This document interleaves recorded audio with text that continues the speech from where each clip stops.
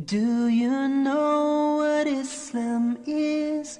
It's a way of life for all.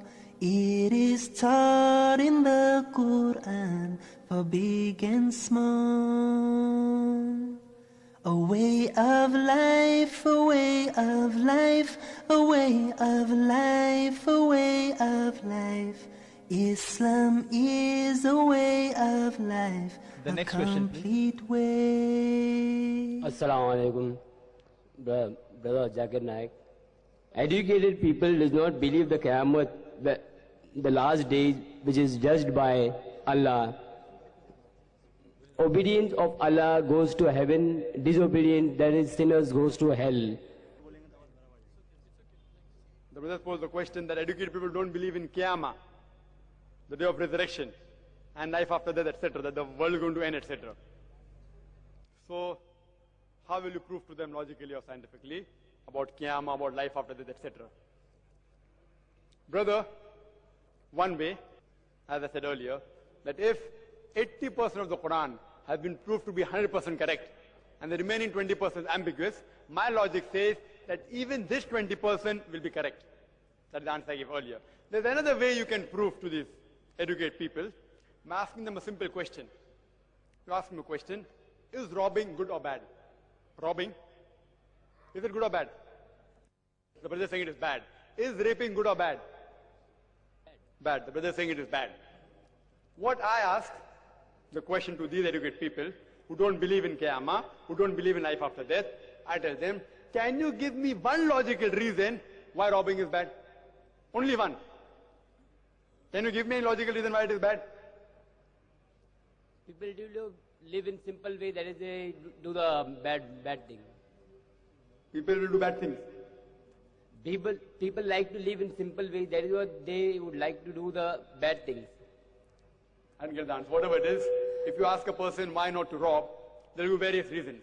That if you rob, it hurts the feeling of the other person. See, I'm telling you, I am a smuggler. Suppose I'm a smuggler. You prove to me why robbing is bad.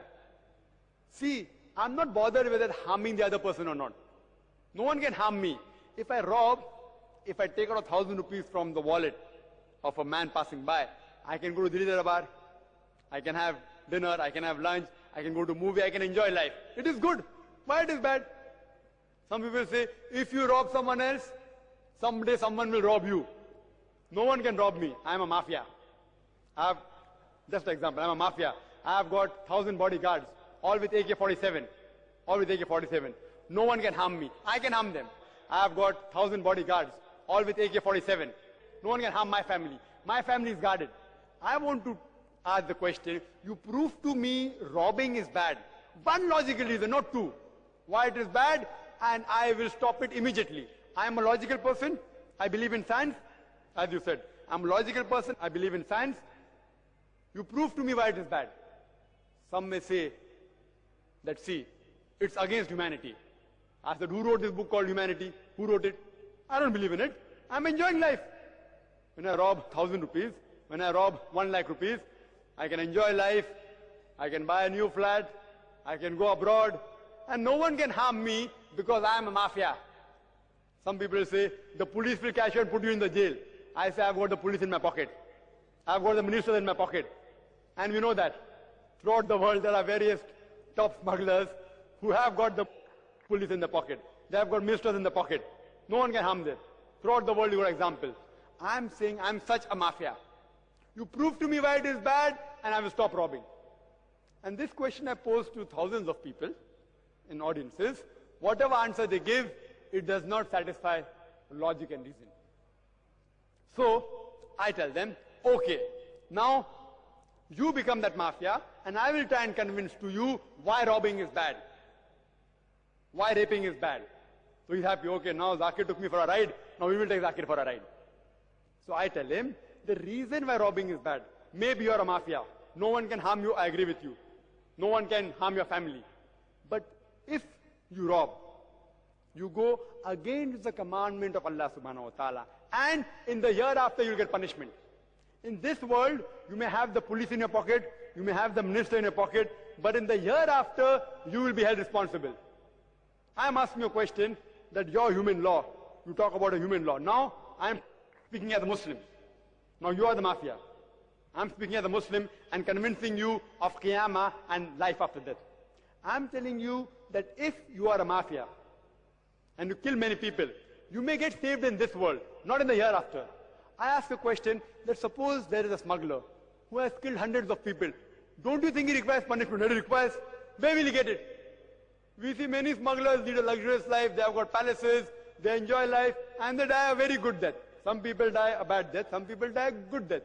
Don't you think they require punishment? Hitler. Do you know Hitler? Hitler incinerated 6 million Jews. He burnt 6 million Jews alive. Do you know that? Even if you say 6 lakh, I agree with you. You say 6,000, I agree with you. I'm asking the question, if your law catches Hitler, what punishment can you give him? What punishment? Worst you can do is incinerate him. You can burn him. But that will compensate only for one death. What about the other 5,900,999 deaths? But in my logical case, in the hereafter, Allah will put him in the hell. And Quran says in Surah Nisa chapter 4 verse 56, as to those who reject our signs, we will put you in hellfire. And as often as your skins are roasted, we shall give you fresh skins. So if Allah wants, He can burn Hitler 6 million times. He can even burn Hitler 12 million times. Therefore, without a hereafter, there will be no morality in this world. So raping is bad. Why? Because if you get saved in this world, you will pay in the hereafter. Hope that answers the question.